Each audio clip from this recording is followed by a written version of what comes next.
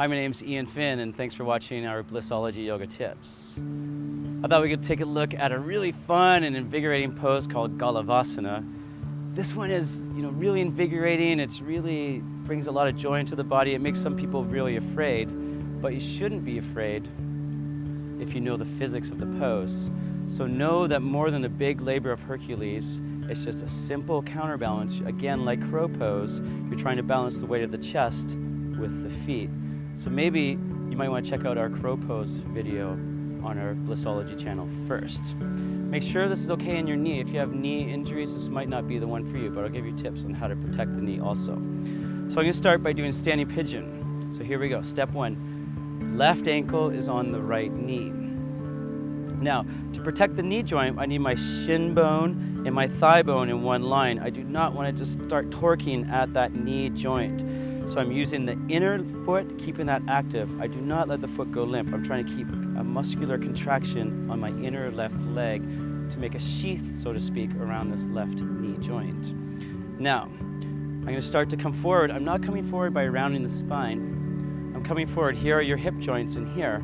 I'm coming forward by folding forward at the hip joints.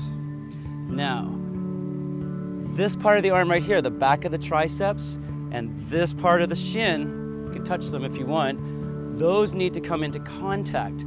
So a lot of people just bring their shins on their elbows. That's not really the optimum alignment. So you're trying to get the shin bones, again, up into the armpit area. Now, check out with this left foot here. What I need to do is wrap it a lot around, kind of doing like a hugging action with the left foot around the right tricep muscle. Now, notice the elbows bend, and all I do, like with crow pose, notice the forearms are staying back. So right now, they're not at perpendicular, but as I lean the torso forward, now my forearms become perpendicular, which allows the weight of the chest to come forward. And right here, I'm kind of stretching my right foot like away from my head, so it's almost like stretching a bow and arrow away from each other. The wooden part of a bow, and the right foot's on a string. Come back down into the pose. Now, let's troubleshoot this. A few basic problems. Number one, same as crow pose, is the splaying out idea. So that means that there's no connection in and up.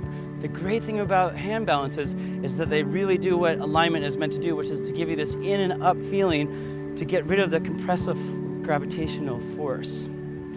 So, what it would look like if I was splaying out is like instead of going in and up, I just keep going down, which is actually super dangerous for the knee. So let me show you in the arms. The action is this. Check it out. This is everything, this action in the arms. Now, you know what it is?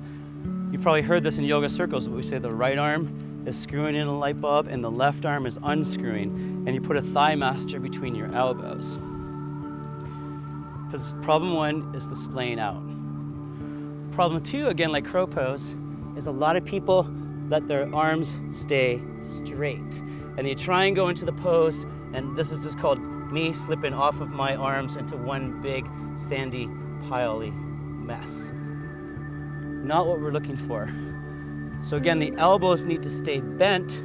So again, like rock climbing, you can use the back of the leg on a bent elbow, and it's like, again, getting a good toe hold in rock climbing. Now, the next problem that people face here is they let, in this case, their left foot go limp. It just splays out.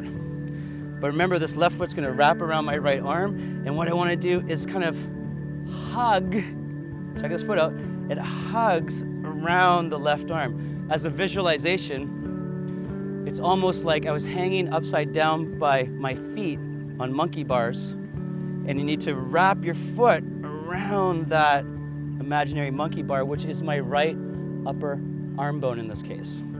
So that's the next problem. The third problem is that, again, like crow pose also, people keep the hips too low. And if I cannot get my hips higher than my shoulders, I'm fighting myself going into the pose. It doesn't happen.